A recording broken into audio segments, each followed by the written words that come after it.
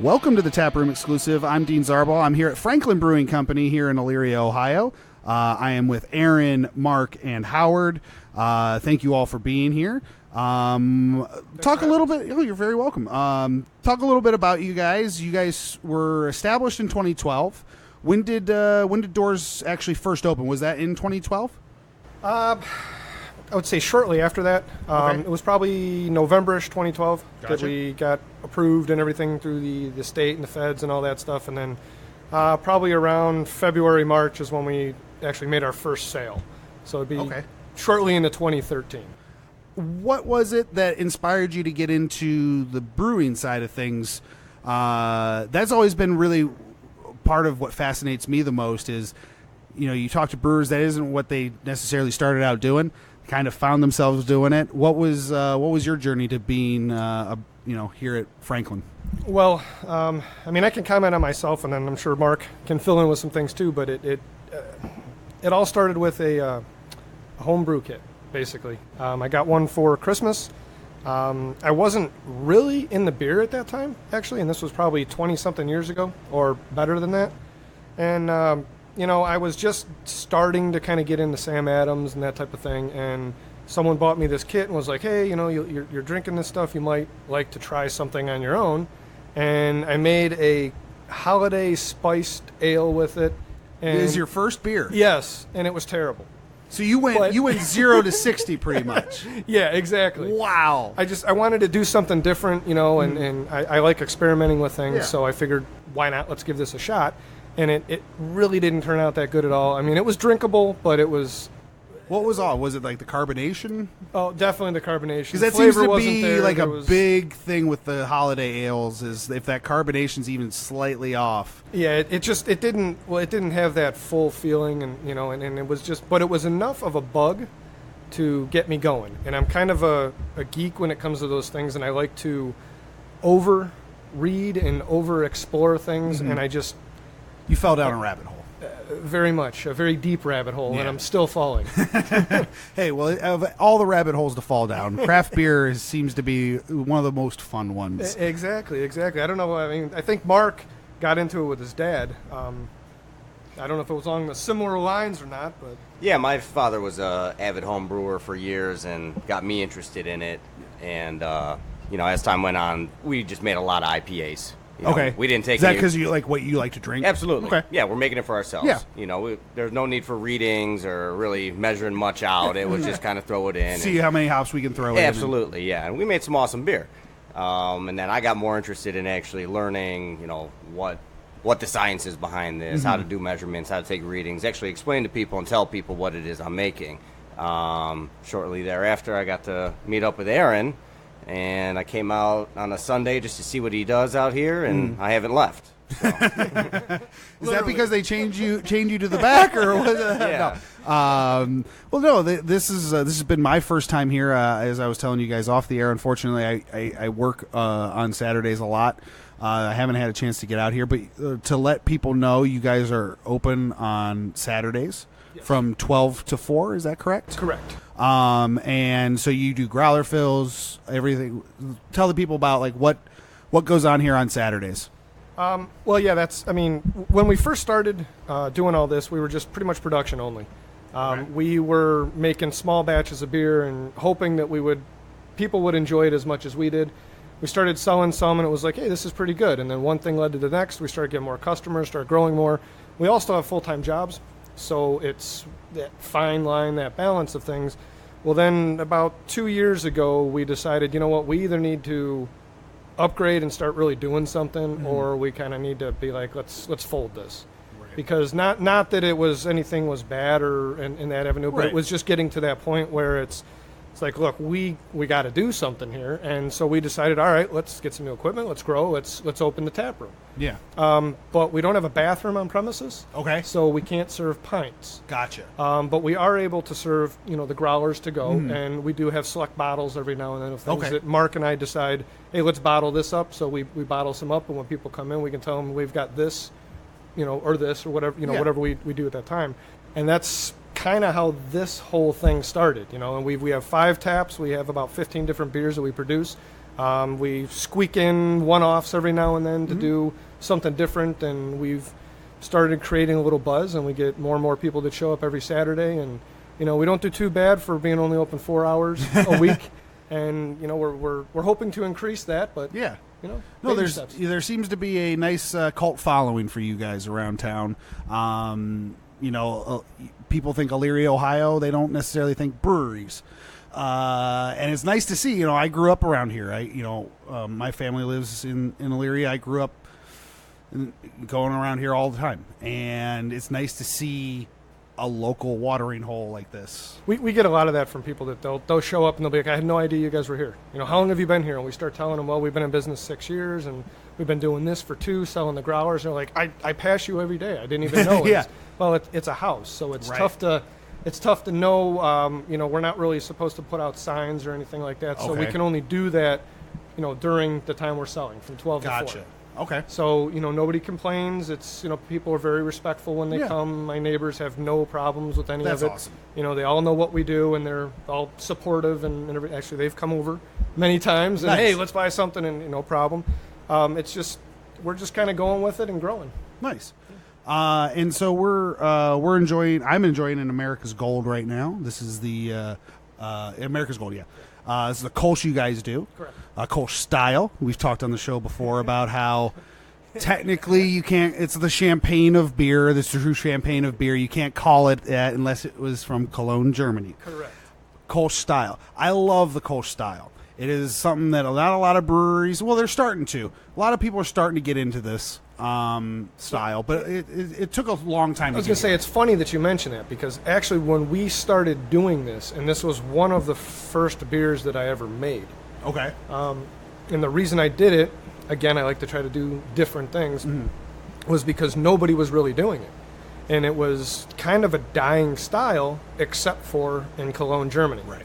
So, Howard and I had talked about things, and what are we going to produce, how are we going to do this, how are we going to do that, and from the marketing side, it was like, well, is there anything different that we could do that maybe somebody else isn't? And I was like, you know what, I've made this a handful of times, it turns out really good, it's kind of like Budweiser with flavor, so Yeah.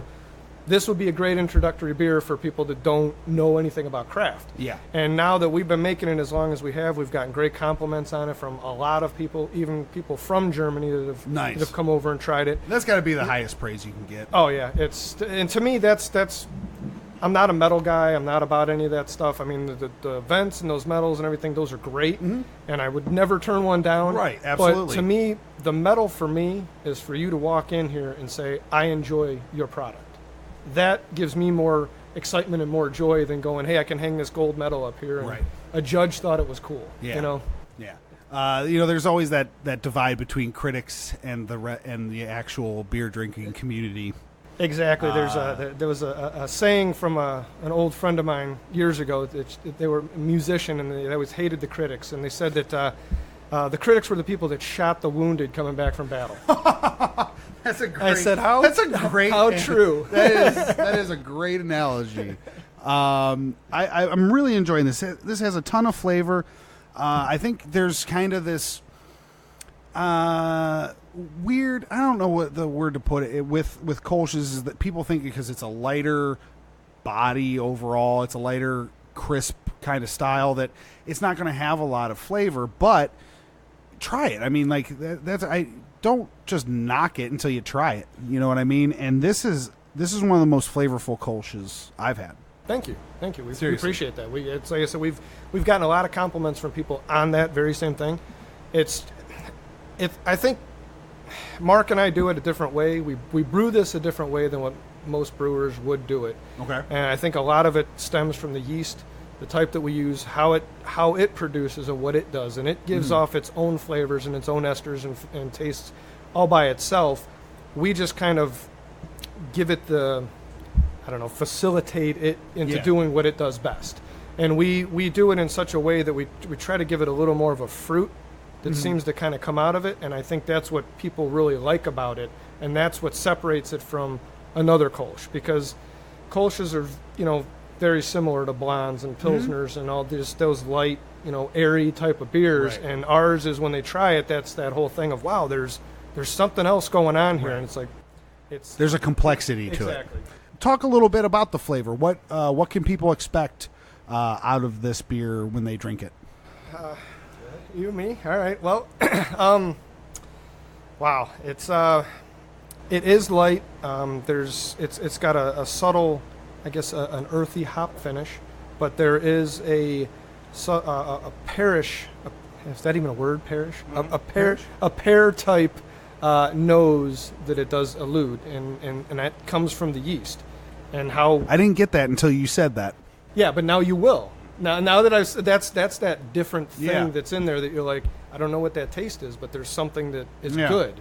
Yeah. And that's I couldn't put my finger on it. Yeah, and that's what it is, and I think that's what separates it from all the other Kolsches that are out there, because I've had a handful of them, and they're similar, but there are differences in all of Right. them. And I think if you stack 5 of them together and stick ours in there, ours is not going to taste like any of the other ones. I would attest to that. But if you follow the guidelines, if you're one of those types of people, it falls right in with everything that a Kolsch should be. Nice. So you, like you said, you do the growlers to go. If someone was taking a growler of this home, what would you say would be a nice meal for them to kind of prep with the America's Gold? Well, I can say that Pure W's carried our beer for 5 years, 6 years now, year round. And, nice. And I know they pair it with whitefish, a lot of their appetizers that are lighter as well. And then, if you're getting a steak or something meatier during dinner, they'll suggest a darker beer or something slightly different. But definitely as an appetizer or with a nice salad or a whitefish, pairs excellent with that. And you're talking. You also go out to a few places that have your beer on tap. Where if people are out and about, happen to find where could they happen to find you guys on tap? Just a couple places. You don't have to. I'm not asking for every single place. I know. Don't worry about that. I know here in the area, we just delivered out into Wellington. I think out at the Red nice. Iron. I know we're at the Foundry here in Elyria. Basil's in Elyria here, Pure W in Cleveland, Woods in Rocky River, occasionally at Toast on West 65th in Cleveland. Nice. So we're scattered. You're getting out there. Yeah, we're scattered all kind of throughout. Yeah.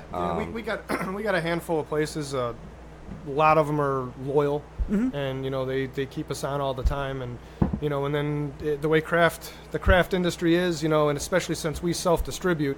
You're in and gone. Yeah. And then we got to go back in, and then they're like, okay, we'll put this on, and then it's in and gone, and then which is it's the game. It is, but you get way more control, and it's nice. I feel it's a little bit more work. Obviously, probably a lot more work, but it's nice to kind of keep that control in your own hands, I would imagine. Oh, absolutely, yeah. Because I hear horror stories about people getting into distribution deals and stuff, and you're just like, you just feel bad for people. Like it's the kind of stuff you don't even wish on your own worst enemy. You know what I mean? So, we've heard tons of them from the people that we know, other breweries, and people in the know. And every time we start bringing and broaching this subject, the first thing they tell us is don't do it. Yeah. If you can still fund yourself and you can hire a staff and you can do the self-distribution, don't go with a distributor. Yeah, absolutely. So that's kind of why we still are where we are.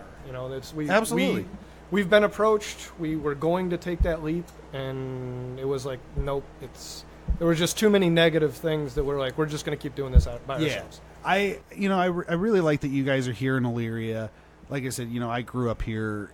It's just really, with this craft beer community, everything, it seems to be moving more local and more local and more local and more local.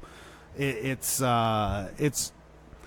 really nice to, it's just really nice to see this gift back to the community like this. I really appreciate you guys doing this. This is we appreciate doing it. We're like I said, we're happy that our medals are when people walk through the door. Yeah. And every day every time we're open, we have our regulars, but then we always get at least 4 or 5 new faces that walk in. That's an amazing thing. It's like it's always it's hard to get new faces in a door, no matter the business. It's always hard to bring new people in. But when you got really good beer like this, it's hard to pass up. Well, we appreciate that, and we are so small, and I think that's the thing is a lot of people don't know who we are. You know, we're friends with a lot of brewers and a lot of breweries, you know, and they know us, and, you know, they'll come to us for things, or we'll be on tap with them, or they'll want to do something with us. But the general public never really knows, because we didn't have a place for anybody to come to. Right. And now that we do, it's like we want to come more, but you guys are only open like 4 hours, and it's right in the middle of the day, and we're like, we're sorry, we all have full-time jobs, but you got to pay the bills. Exactly. You know, and that's but you know, that's kind of what I like also about this industry is it gives people an opportunity to express themselves and do something that they want to do and have the control over themselves. But, you know, if they need to pay the bills, they still got their other thing, they can still do that. It's a really nice like go between everything. You know, you got everything working out for everybody, hopefully. What else am I forgetting to talk about this Kolsch, other than how great it is? Anybody? Howard? Talk about the beginning. Beginning of the Kolsch? Yeah. Starts with grain. What do you add after the grain? A little water? Okay. Really okay. Yeah, it's kind of, there's 4 things that go into it. You know, it's water, grain, hops. Okay. Yeast. Nice. Awesome. No, I appreciate it. I appreciate your guys' time. Tune in next week for another all new episode of the Taproom Exclusive.